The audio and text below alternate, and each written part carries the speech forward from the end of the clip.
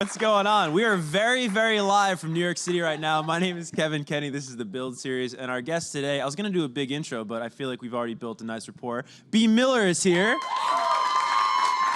Hey, guys. And I was saying, you have some very nice fans in the house today. Not only is this place sold out, but you were paying her compliments, saying she looks great. Just got like a cheerleading section. Yeah, no, it's so kind. It makes me feel really good about myself. Yeah. Thanks, guys. Every interview should have that. Thanks. Nice. What'd you say? I said every interview should have that. Yeah, I know. It's nice. It's so much better. You walk in, you maybe don't feel so good by yourself. Someone else like, oh, you look bomb. And you're like, oh, okay, thanks. Makes me feel better. I do want to mention off the top, because I didn't afford you that great introduction, your new album, Aurora, is out and available everywhere. You're also climbing the charts right now. And, I mean, all these radio stations are picking it up with I Want to Know, the collab with NOTD. Congrats on the success of that song. Thank you so much. Thanks. Yeah, it's been really crazy. They actually originally came to me with a different song. And I put my vocals on it, and I remember telling my A&R, Mia, I was like, yo, Mia, like, my voice is not gonna sound good on this, bro. And I did it anyway, and I was right, didn't sound good, sounded kind of funky. But then they just, I guess they wanted another, like, they just wanted to do a song with me. And I thought that was cool because the Noted boys are 19 and 17, and I'm 19. And I was like, cool, like, that's cool that we're making music together, and we're young people, like, taking over the world, hell yeah. But they sent me another song, which was I Want to Know, and I actually liked it so much more. Like, I heard it, and I was like, oh my God. I was like, this song is amazing. I, like, have to get my vocal on it, and then we sent it over to them, and here we are.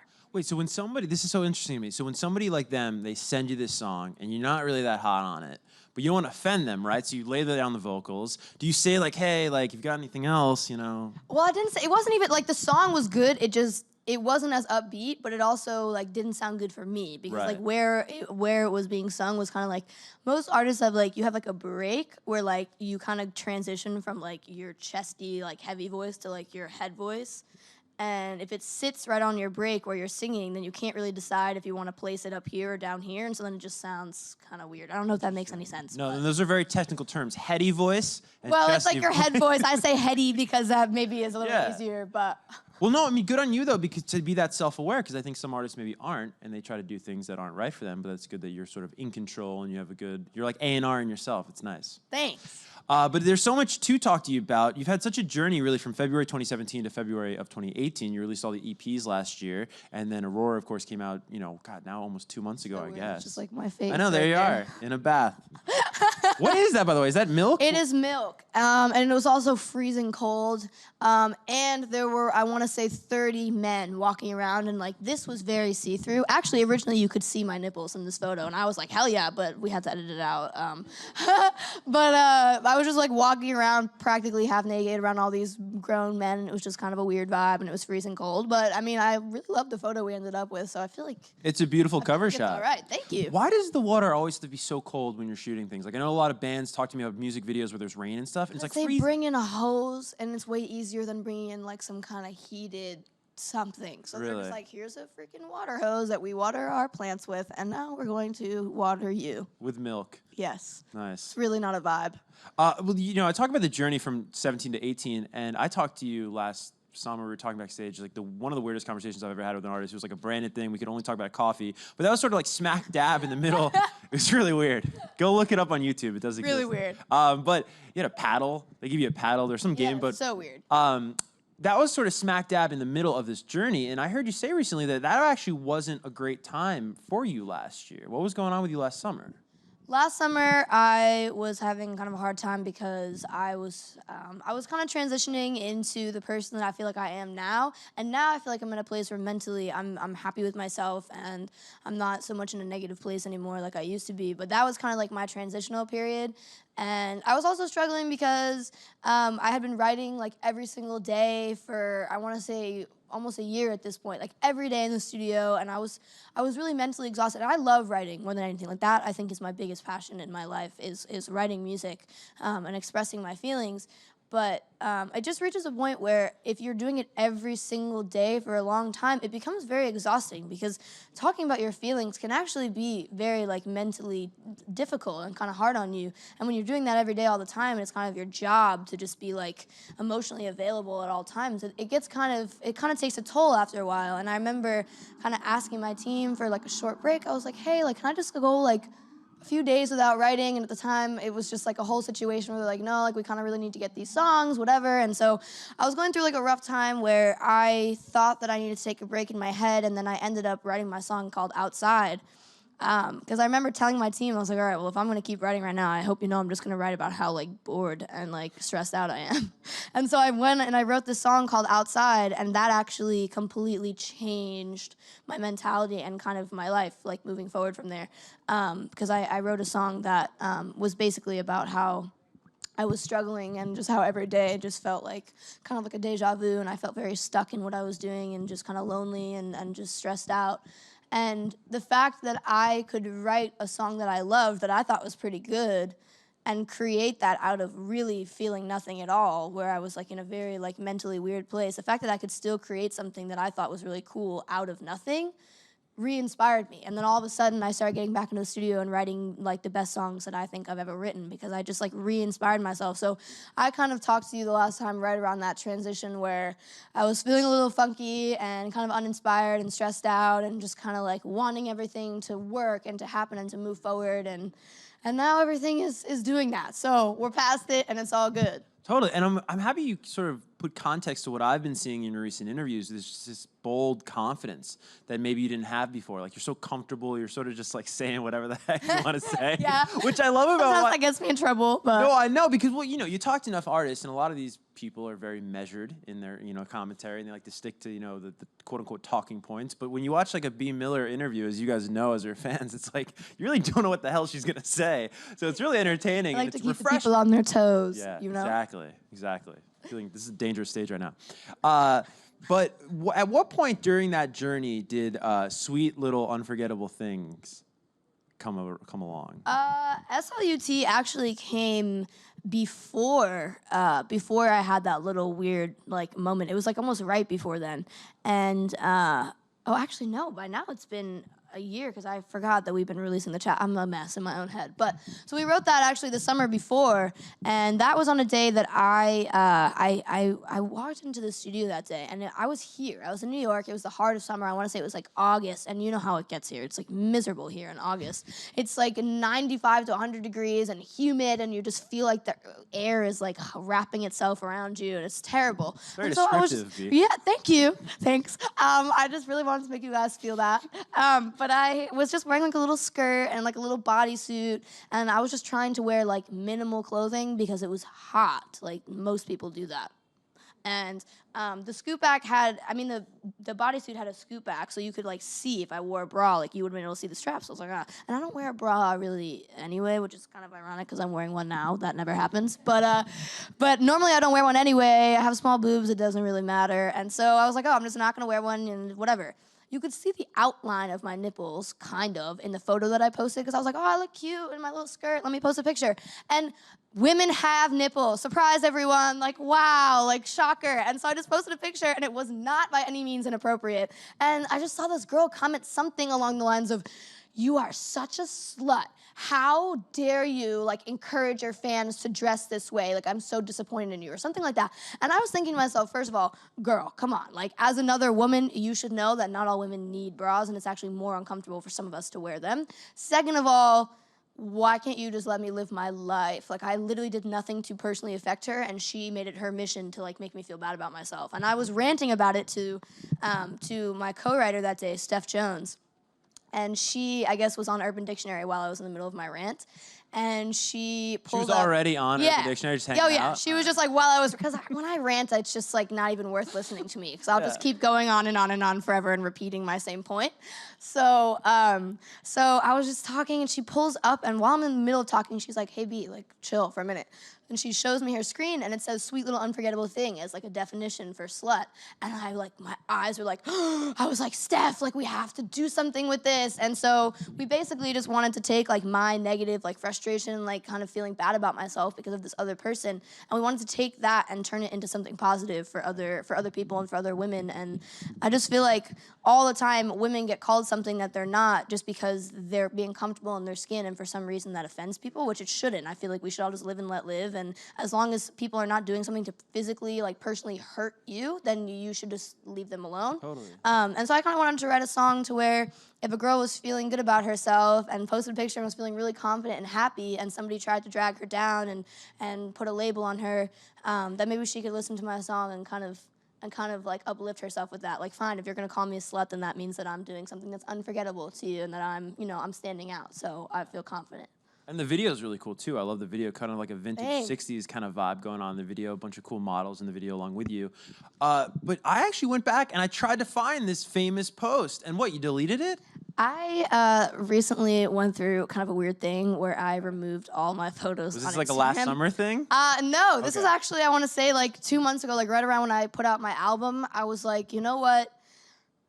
Like, Aurora for me is a new beginning. I want to just start fresh, and I don't want new fans coming in and seeing what I was doing 5 years ago because it's not relevant to who I am anymore. And so I literally just went through and I archived. So I still have the pictures, but I archived everything from before 2018, essentially, with like a few random posts in between. So now it's gone. I still have it in my archives. I could probably still scroll through and find the famous comment from this girl, but I just recently decided I just wanted to be the Bea Miller of today, because the Bea Miller of today is very different than I was even a year ago. And I don't want to be associated with that person anymore. You said this is like the first time that the audience is going to be able to meet like the real Bea Miller. What did you mean by that? I mean, I've always been myself. When I was younger, I remember always wanting a young female artist to be honest with me. And at the time, like, music was also very different at the time. Like, pop music, like, 10 years ago was very different. It was very, like, Black Eyed Peas, Kesha, like, things where, and Kesha now makes different music, but at the time, she was making, like, more party music, upbeat, TikTok like, everything was very, like, yeah, we just want to go out and, like, have a good time. And that was all pop music.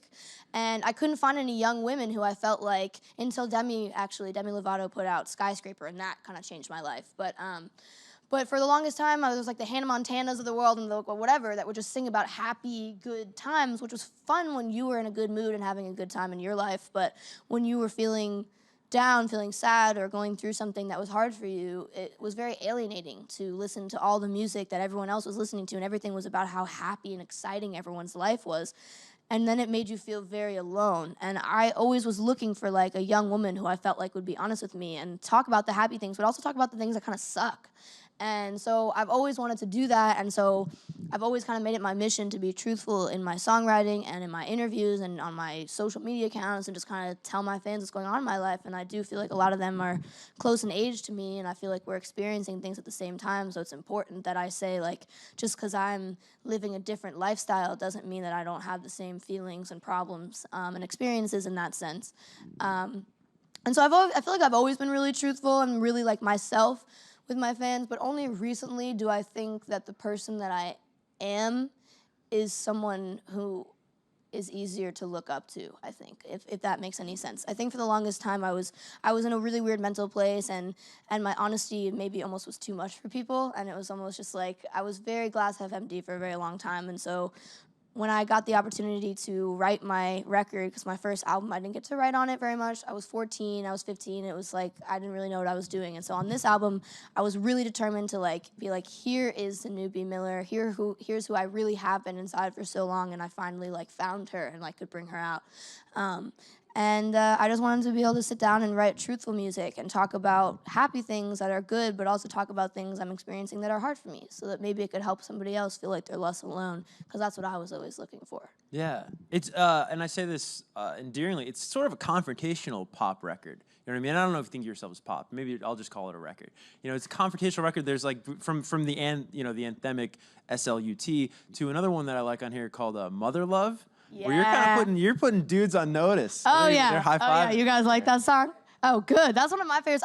the first time that I heard the mix back for that, I started crying. You could ask my boyfriend. He was in the car with me. It was very embarrassing because I was just like crying listening to my own song, and I was like, oh, that's awkward that you're here for that. I started crying because it like hit me. I was like, wow, like I cannot believe that I wrote this song. I was like, I think it's one of the better songs that I've ever written, and it really struck me the first time I heard it, and I was like, I feel like the world is gonna really connect with this song. But basically, I wrote Mother Love because I was in the studio the day that I wrote this with this girl, Sizzy Rocket, was my co-writer that day, and this awesome producer named Oak. He's amazing, and he has some co-producers that were there, and we were all just kind of hanging out, and we were just talking, like messing around, and before we got into writing the song, and eventually something came up about exes and just like guys who are not cool and just do stupid, shady, just dumb boy things. And Sizzy started talking about like this guy that like was not that great to her, and then I kind of started talking about it, and I was like, yo, like, you know what's so annoying?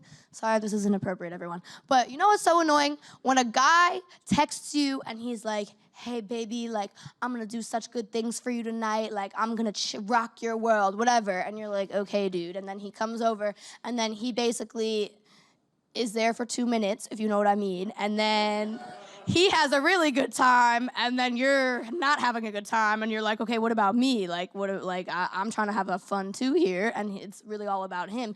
And that sucks. Like, I hate that. And then you're just like, dude, I could have had a better night and done it better myself without you here, and then I wouldn't have to go through this whole interaction that was just nonsense. And so she was kind of laughing about it and like, yeah, like I feel like most women, if not all women, have experienced a situation that's kind of like that. And so I was like, why don't we just write like an FU song to boys? Just kind of like, we don't need that. Like, either come and make it like mutually beneficial, or just don't come over at all. Like, just stay away from me, basically. Right.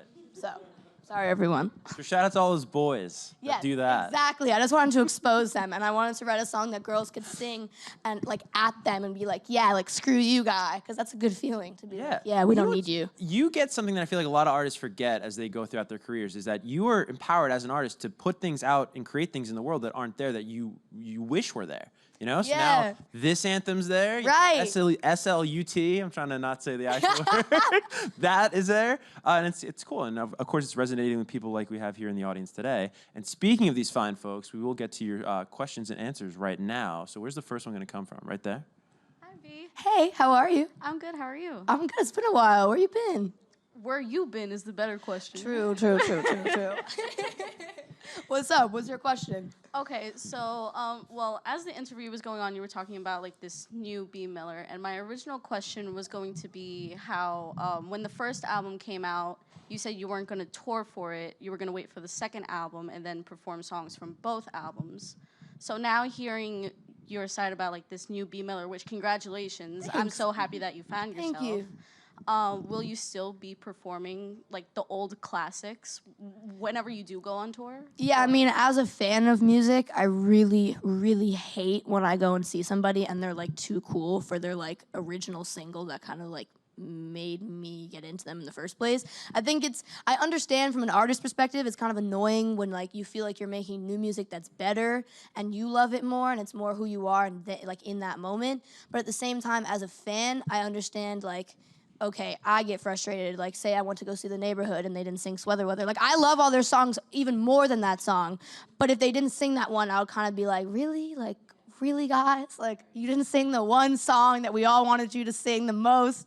And so, as a fan of music, I definitely will make sure that I incorporate that into my artistry. Like, I would never just, like, put on a show and be like, all right, guys, all the songs that you loved and, like, probably made you become a fan however many years ago are just, like, screw them. They're out the window. I wouldn't do that. I definitely probably can't perform every song from each album because that's just a lot of time, and nobody has time for that. And my vocal cords would be like, help, SOS. But I definitely will perform some of the original bangers when I start touring later, so don't you worry. Do you have any set list requests? We have B here.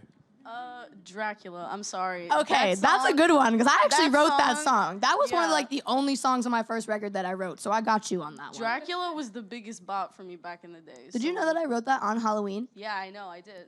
Wrote a song about Dracula on Halloween. On Halloween? Because I was pissed Did you that I not had to go be out writing on on Halloween? You're just at home writing songs? Well, I wrote it during the day, and then it reached a point, and like I was like, hey guys, like we all need to be out of here by like 6 p.m. tonight because we gotta go out and have some Halloween fun. And everyone was like, yeah, we're all trying to go to Halloween parties. So we got out of there, and then I dressed as a dead princess that year. That year? Or dead bride. Multitasking on Halloween, I like Yeah, that. yeah. There you Oh go. yeah. Mm-hmm. All right. Thank you very much for the information and the questions. This is our second question right here. Nice. Hi, B. Hi. I have a question. What type of obstacles have you been through as a musician? How did you overcome those obstacles? Oh my God, that's such a broad question. I feel like people face so many obstacles, not only as musicians, but just like in life. I would say one of my biggest obstacles overall throughout my whole career, and it actually still is happening now sometimes, unfortunately, is my age. I think a lot of people have a hard time taking a young person seriously, which is very frustrating because I feel like I'm doing just as much work as somebody who is, older, maybe 25, even into their 30s, and I feel like I get less respect from people sometimes.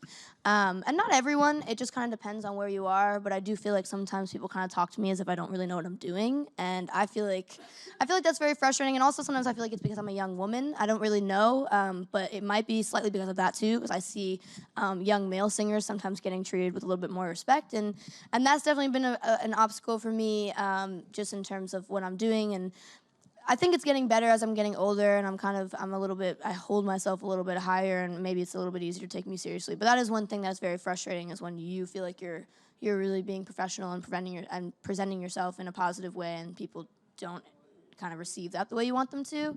But I've also just kind of struggled with growing up in front of other people. It's very hard because I'm only 19 and I make mistakes all the time. I just do dumb things and I'm like, I look back, I'm like, why did I do this stupid whatever I did? And it's kind of frustrating when other people are watching you, only because I feel sometimes guilty for making a mistake, because I feel like my fans, like you guys, potentially could look at that and be like, that's weird that she did this thing. Like, why did she do that? Or like, I don't want to support that, or whatever it is. Or maybe I accidentally inspire someone to make the same mistake that I made, which is never what I want to do. So that, to me, I think has really been the hardest too, is trying to accept the fact that it's okay that I make mistakes sometimes. And if someone doesn't understand, then that's kind of on them and not on me. I think that's kind of been like one of the bigger things that I've had to try to work through as an artist, because I do make mistakes, but I always still do want to be able to be there for you guys and like be able to inspire you for the better and hopefully make you feel happier. But at the same time, like, I do need room to like be a person. Outspoken you are. What'd you say? I love how outspoken you are Oh, about thank all you. all the issues out Thanks. there. Thanks. It's awesome. All right, third question right here. Perfect. Bam, bam, I bam. know. 1, 2, 3. Hi. Hi. My question is, are there any artists that you were inspired by while you were making this album, or like listening to a lot, or anything like that? I am inspired by a different thing probably every week. I love music. I can't really think of like a genre of music that I don't love. I used to say maybe country, but I actually like country now, certain kinds.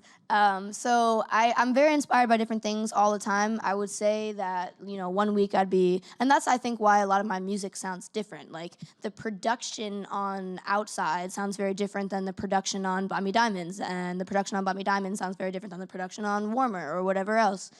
And it's because, I wrote these songs over a long period of time, where one day I would walk into the studio and my favorite song in the moment was by The Neighborhood. And then the next week I would walk into the studio and my favorite song was by Kanye West. And then the next week I would walk in and my favorite song is by, whoever, Paramore, somebody else. And so I'm constantly inspired by new things. So I would basically say any artist that I put on my Spotify playlist where I'm like, hey, listen to this, that's basically what I'm being inspired by at all times. So it's really hard for me to like particularly label down like one thing, because I'm just always inspired by music, no matter what it is. Right on. Do you have a favorite song right now?